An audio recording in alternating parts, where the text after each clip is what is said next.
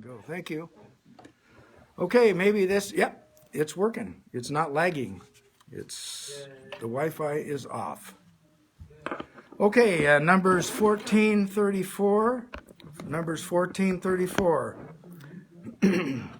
After the number of days in which ye search the land, even 40 days, each day for a year shall ye bear your iniquities, even 40 years, and ye shall know my breach of promise. And that's what we're going to talk about tonight is when we breach our promise to God. And when we do that, we at times thwart the promise of God that we're playing with fire when we do that. That's a bad thing for us to do.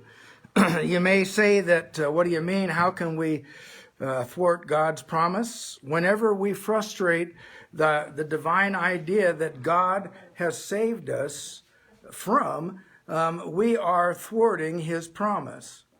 God has an idea for each and every one of us and for our lives, and he has a divine purpose for each and every one of us. If we have frustrated the good purpose of God, we're not doing the right thing. We're doing wrong. We know that when Jesus was walking from Bethsaida, and he came upon a fig tree that was full of leaves. And, that would not be, normally that wouldn't be a big deal, but this fig tree didn't have any fruit. And when the leaves come, the fruit is already there, and the fruit is ready to be eaten when the leaves come. And that tree thwarted Jesus's hunger, and it didn't live up to his reputation. And what did Jesus do? He killed the tree, and it never ever gave fruit again. In fact, it didn't even have leaves again. It was killed. In the case of the fig tree that Jesus cursed, it had leaves but no fruit. And as children of God, we can thwart God's promise also, and it starts with just little stuff. It doesn't start out with doing something like Adam did, for instance, when he thwarted God's problem. When he sinned, when he ate of the apple, that thwarted completely God's idea for mankind. Everything that he had thought of about mankind was destroyed once Adam took a bite of that fruit. and that is, one of those things. It wasn't a big deal. It wasn't like he was killing somebody or anything else. He just took a bite of some fruit that God told him not to. But that shows us that when we sin, whether it's a little bitty sin, like taking a bite of fruit when you're not supposed to, or, something that we think would be way major, we sometimes don't realize that God doesn't look at sin that way. He looks at it as a sin, and that's it. And a bite of an apple or a bite of a piece of forbidden fruit is enough to thwart God's plan that he had already set up and set out for what was going on. And, when Adam did that, what he did was frustrate the plan of God for the entire world. For the entire world. And after that, everybody that came after Adam was a sinner. Every last person. And we're still that way. Now, our text comes from Numbers 14:34, but also I'm using Isaiah 43:22 through, I believe, 24. So if you want to go into Isaiah 43, you can follow along with me. Isaiah 43:22, but thou hast not called upon me, O Jacob, but thou hast been weary of me, O Israel. This is the word of God coming through Isaiah, and God is telling Isaiah that Israel has just left him. They they have not called upon him anymore. They're not worshiping him. They're not praying to him. They're not doing anything. And he says, "But thou hast been weary of me, O Israel." So they were fed up. They were tired. They were whatever you want to call it, but they weren't doing what they were supposed to be doing. They weren't praying to God. And there is no better way to gauge our spiritual life than through our prayer life. So ask yourself, how's your prayer life? Is it fantastic? Is it just the best it's ever been? Or is it lacking some? I think most of us are lacking. I mean, that's just kind of the human condition, it seems like. I think I've told you many times, or told you at least a couple of times, that when I went to John Wesley's house in England, there was a chest from hundreds and hundreds of years ago, and there was a carpet right in front of that chest. And that's where John Wesley would pray.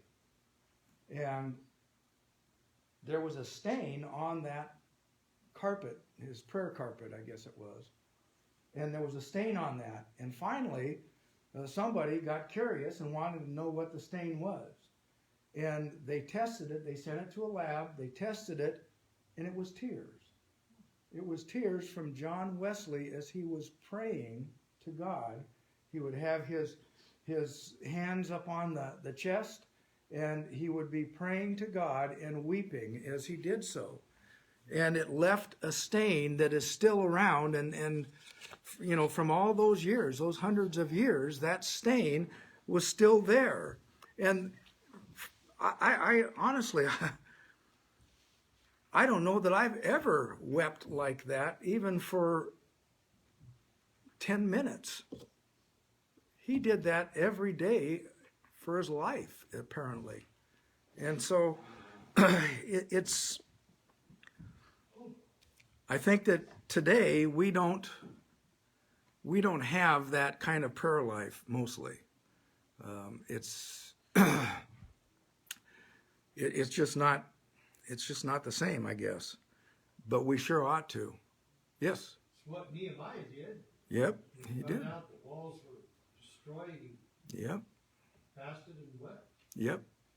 And that was something that they did a lot. And now, as men, we think, oh, we can't cry. We can't weep. That's not what we should do. And, I think it is what we should do. I truly do.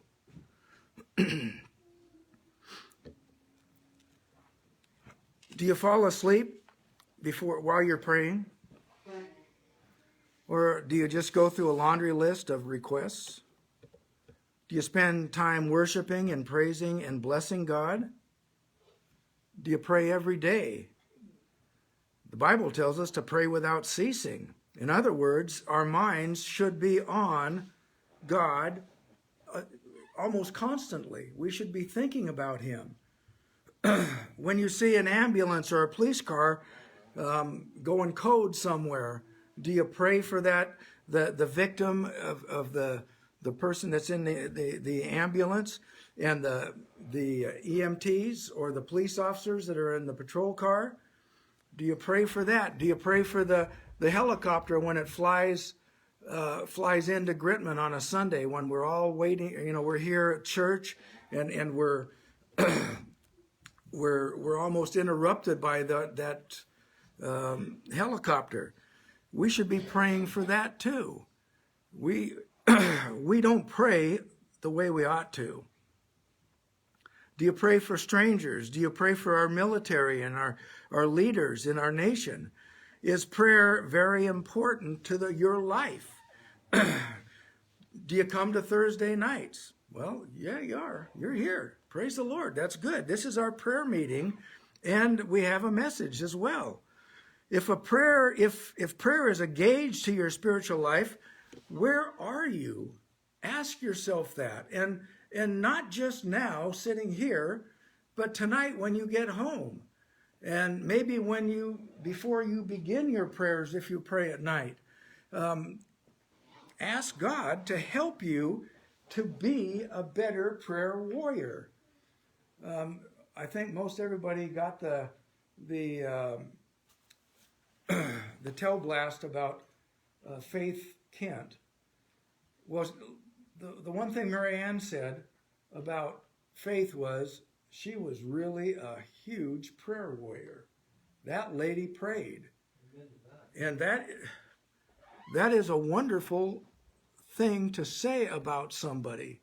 If you think about that, and the fact that she was a prayer warrior, she was known as a prayer warrior, that's a huge thing.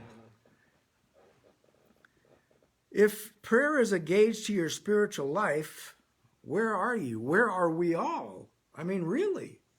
Is anybody here absolutely satisfied with their prayer life? Raise your hand if it is. I don't think so. Boy, I never have thought that I had made it as far as prayer. And I pray a lot. I've been praying for some folks for over 25 years now, every day.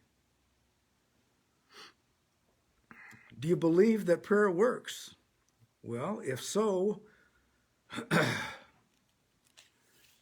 why would you have to worry about your prayer life? Why would any of us have to worry about it?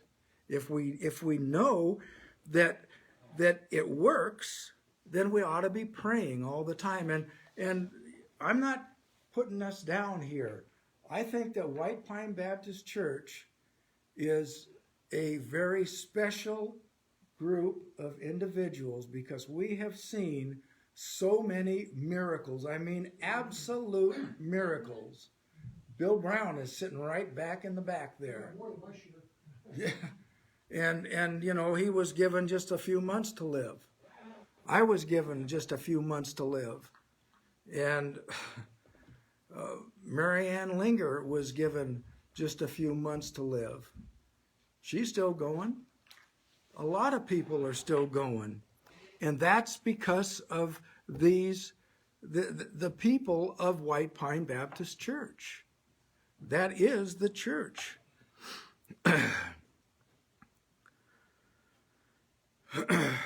Are you happy with your prayer life? And if you are, then you're way ahead of me, because I don't think I'll ever be happy with it.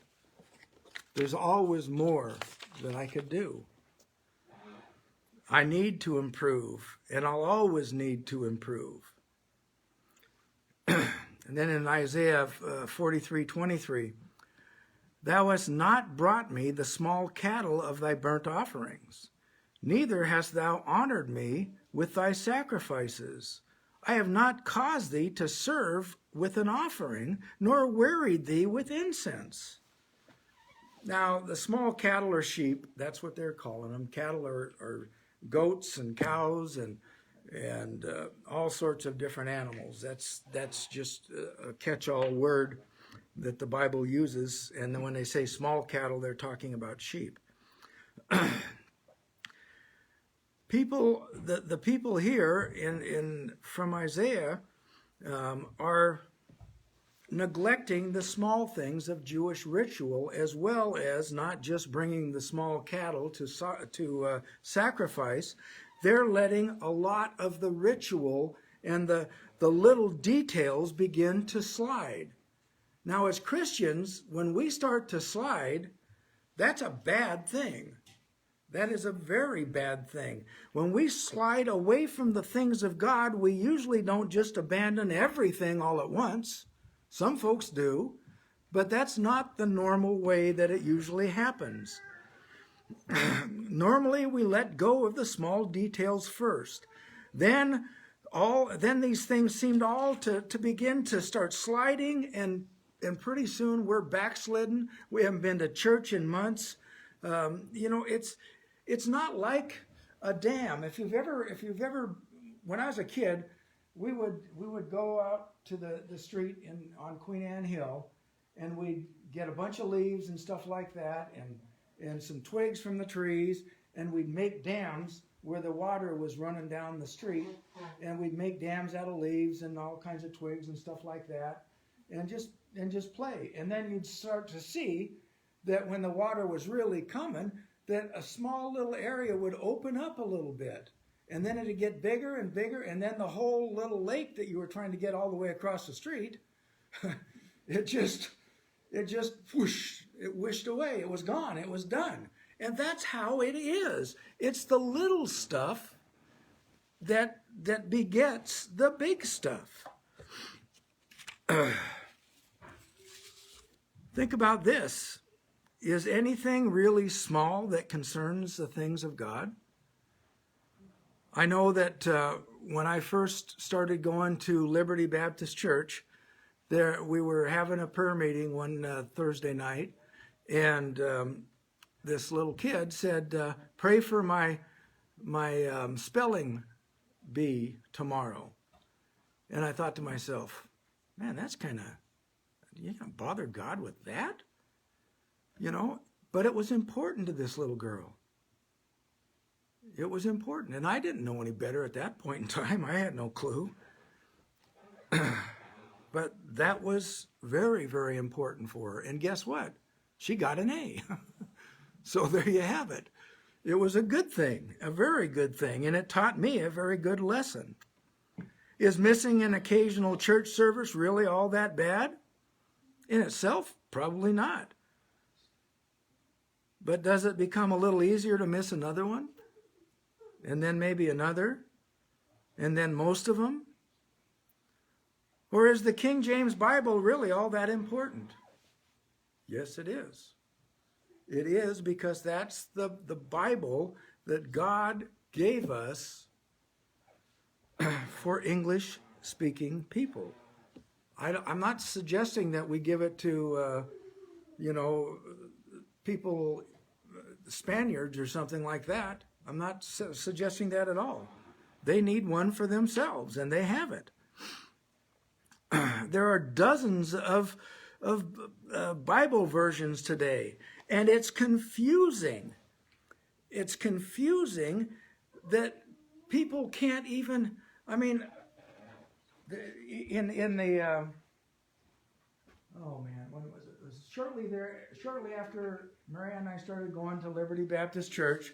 We were going down to Marianne's folks' house, or going over to her folks' house, and we were calling to see if we couldn't find an independent Baptist church, and we were hoping that we could. So I called this one church, and I said, does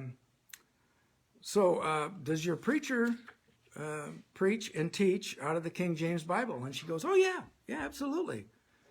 And the NIV, and the American Standard, and this, and that, and this is, in the What's Happening Now Bible, all of those.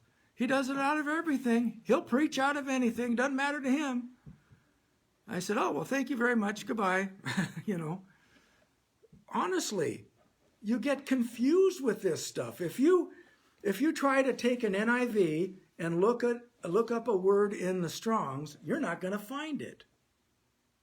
You're not going to find it in the Strong's, because James Strong used the King James Bible to make his concordance. Now, I'm sure they've got them for the NIV, but they've messed it up so bad, and they've left out verses so much that I wouldn't waste the money on one of those for anything.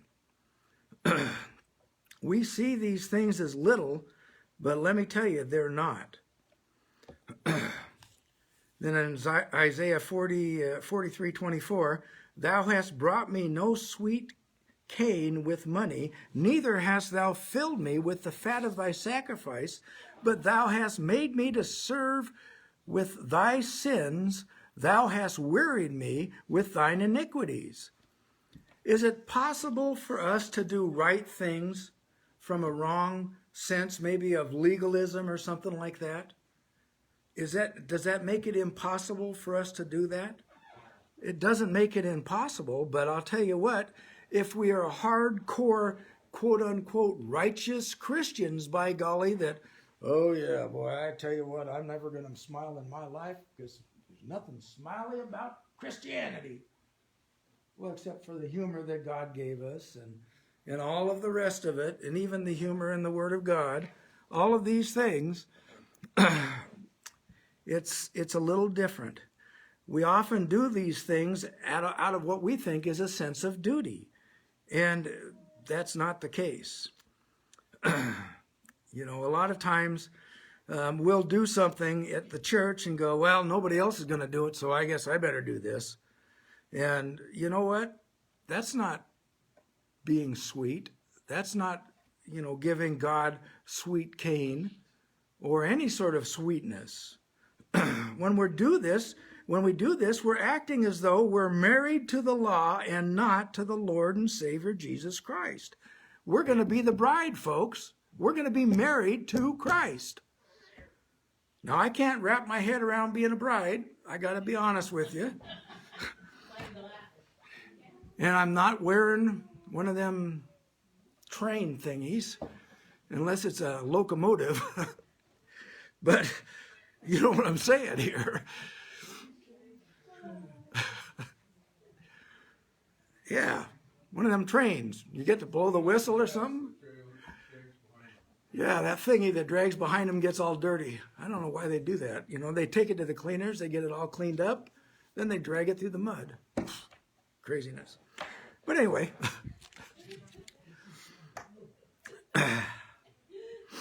F.B. Meyer said, "We are not led by silken chains of love to our dear Lord."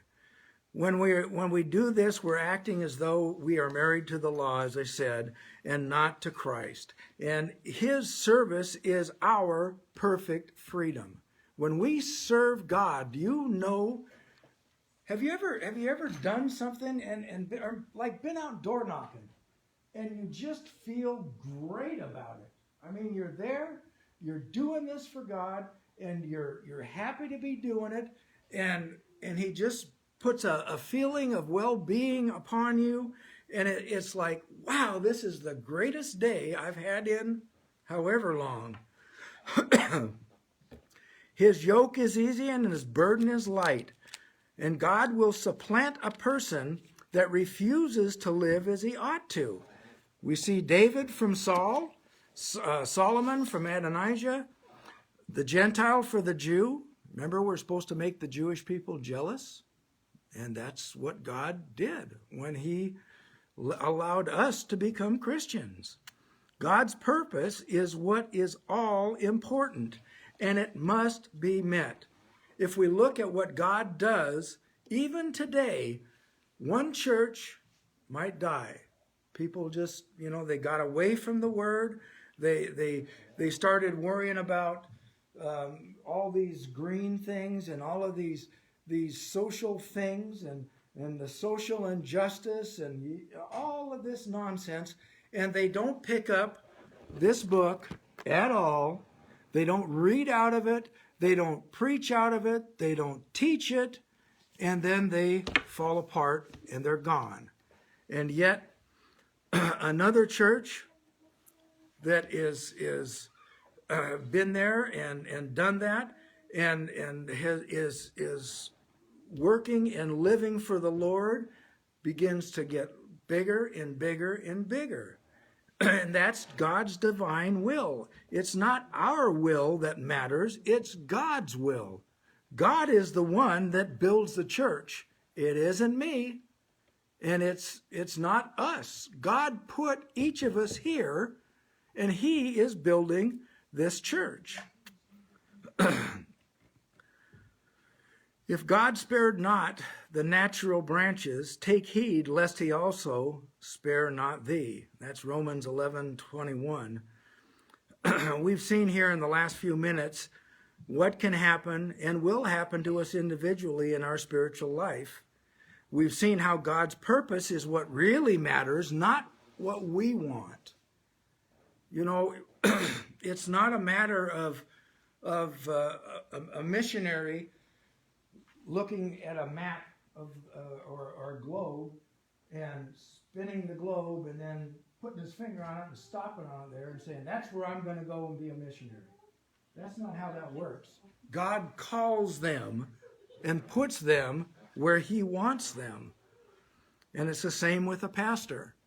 It's the very same with a pastor. He puts them where he wants them. I had pastors and pastors and pastors calling me all the time after I got ordained, saying, hey, there's a church open in, Richville. There's a church open in Sprague. There's a church open in, what's the one outside Spokane? No. It's on 95, Marianne. Remember no, it's outside of, not right. Doesn't matter, I guess. I can't think of it. Roselia, there it is. Ha, as soon as I forgot to think of it. Roselia. I mean, spent a lot of time there looking and waiting to see if God wanted me to be there because they'd been without a preacher for a long time. And nothing. God didn't say a thing. Then we moved down here, and blammo, 6 months later, I was the pastor. And I wasn't looking for it. I was supposed to die. So it's God's will, not ours.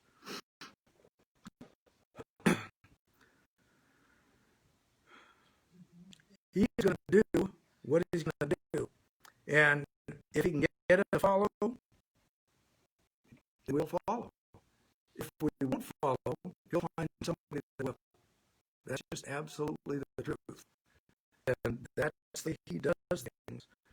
If it happens, and I'm worried now, frankly, that there are not enough Christians around for all the stuff that God needs, at least in America. There's so much that has to be done for the rest of this world in the time that we're living right now. There are people to do it. There just aren't.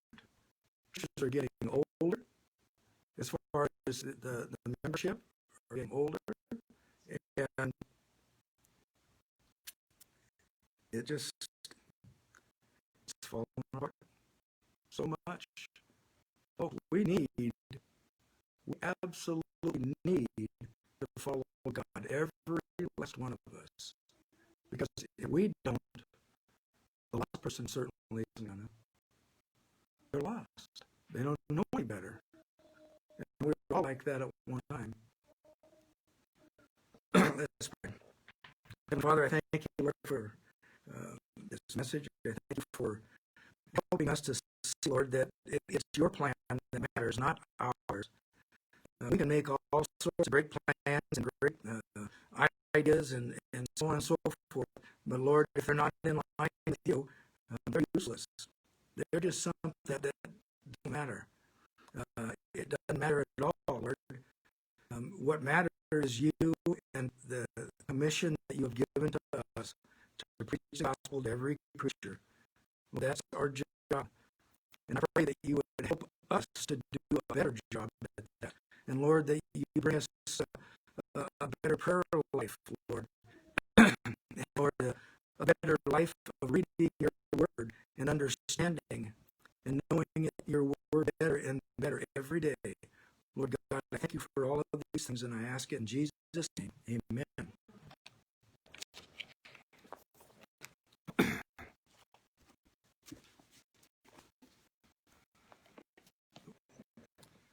Sorry I walked away, Pat. I couldn't help myself. All right. Let's see. In regards to Pat and Bruce, in prayer for them, Bruce may have been exposed to COVID when he was on a job, root job when he was on last Saturday and Sunday. Yeah, and he had been exposed to COVID. Thus, Pat has maybe been exposed to COVID, so they are quarantining right now. I hope that's correct, and if not, don't blame me, don't blame Marianne. She told me. It's me. Yes. I suggest we pray for Never his family. Oh yeah, Certainly can't be a fun time for them. no, it's not. That's for sure. All right. Let's see here. We've got a few things new on the prayer list here. Oh, and there's a. I was talking with Brother Herzl the other day. He called me yesterday, I guess it was, and I asked him about Joni with the tumor. That's not his daughter, that lady in her church who is teaching school for them, and she has to get this tumor out because just the tumor being in there now can turn cancer. It's not malignant now, but it can turn into cancer. And she can't, there's no place on Vanuatu, there's no hospital that she can go to that can take that out. So she either has to get to Australia or New Zealand, and they won't let anybody in right now because of COVID. So it's a terrible mess. And we should thank our lucky stars that we live in America. So, Joni with the jaw tumor, and then let's see. Oh yeah, and also Heritage Baptist Church. That is they're in Coeur d'Alene, Post Falls. Okay, and they had a big meeting, and a number of people came down with COVID. They had some sort of preachers meeting, and like I said, like 300 people there, and a bunch of folks got COVID. So, and let's see. And as far as praying for the Kents, especially in prayer for Green, they've been married 68 years, and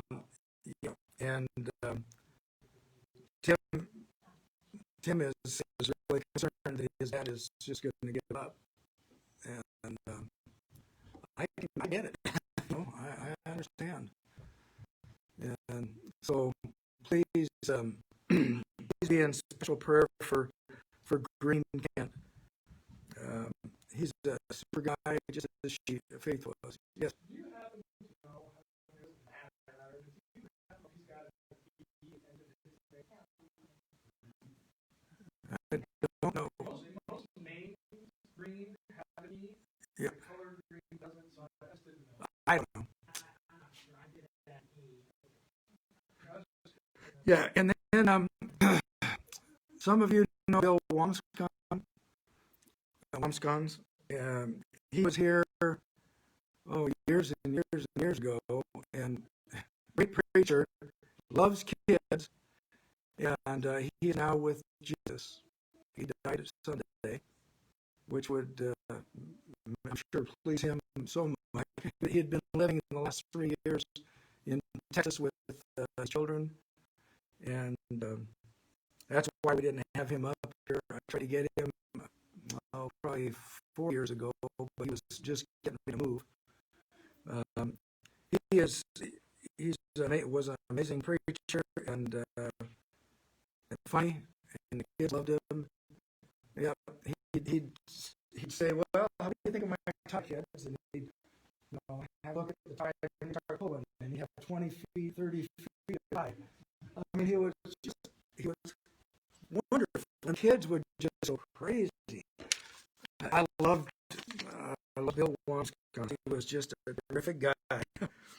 We had him lots of times in public, and so I got to know him pretty well. And we hung out at some men's retreats and stuff like that. So anyway, yeah, he is with the Lord now. He's at home. Let's see. So be in prayer for the Bill Wamskons family, please. And let me see. I think that is about all the new stuff on the prayer list. Yes, sir. So I should share to Baptist Mm-hmm. pastor Oh. And so you have to come and go to his wife had designed those things to her kids so they could take care of them better. Ah. So for her, and also for her church was kind of the end of that church Oh man. because it was really difficult to even get this time. Hmm. What town was this again? My hometown actually. Ashton. Okay. So they could be doing some ancient stuff. Yeah. Berean.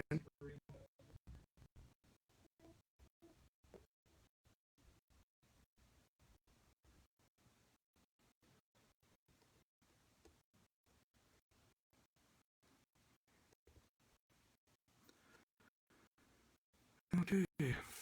Somebody else. Mark, did you have your hand up too? Did you have your hand up as well again? Mark? Mark. The Mark. Yeah. You're the Mark. I was just going to ask anybody how old Green is. 85, I think, maybe? Somewhere right in there. Yeah. My mom made it 87. Yeah. Mom's still kicking at 95. Last year on Monday. First time in 7 months, which was really a great trip. It was worth the 12 hours driving and pain thereafter. But it was so worth it. It was just terrific.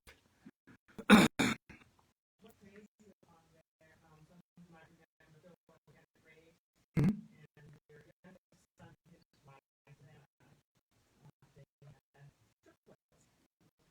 Yep. Yeah, that's awesome.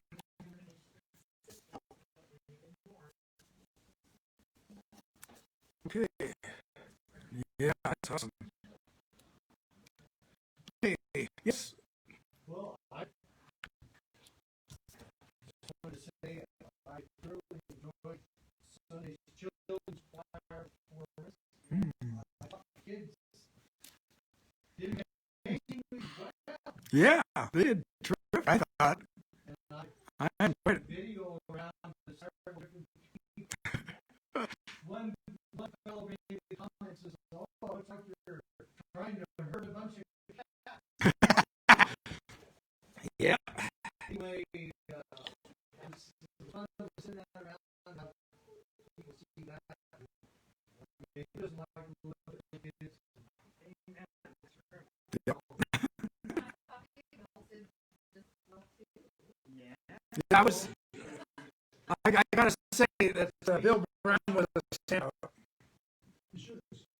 Yeah, I mean, you just took that way out.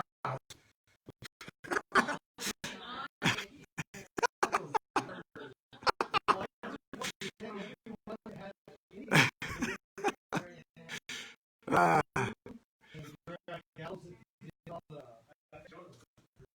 yeah. Yeah.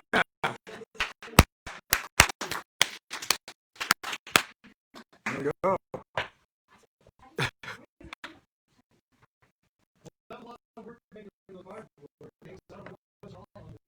Cardboard things. Yeah. It's called, you go to Oriental Trading and you buy them and you color and paint them. Oh, I didn't know. I went there. They look really good. I thought, wow, that's amazing. Yeah. Bye, Bruce. Hope you're feeling better. From mail or a big fish. You know, other than the surgery and some minor tweaks. Okay. Well, we're gonna finish now because I guess. Yes. Right.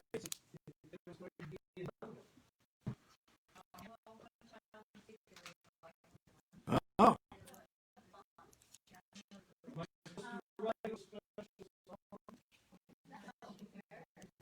Well, you know that Selena and Jen are working on Christmas.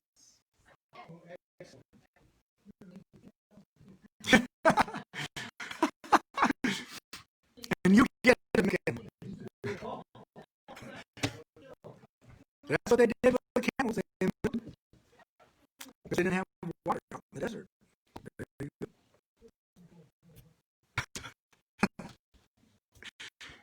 Ah, yes, Mary.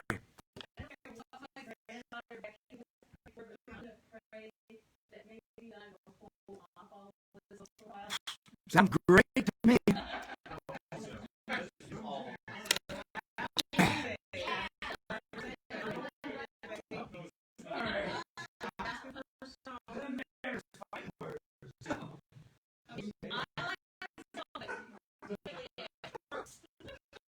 Yes, that's her. Because she just fall down for no reason. Yeah, well, I'll expect you to visit me in the hospital. Okay. Yeah, I'm up in here. No snow. No.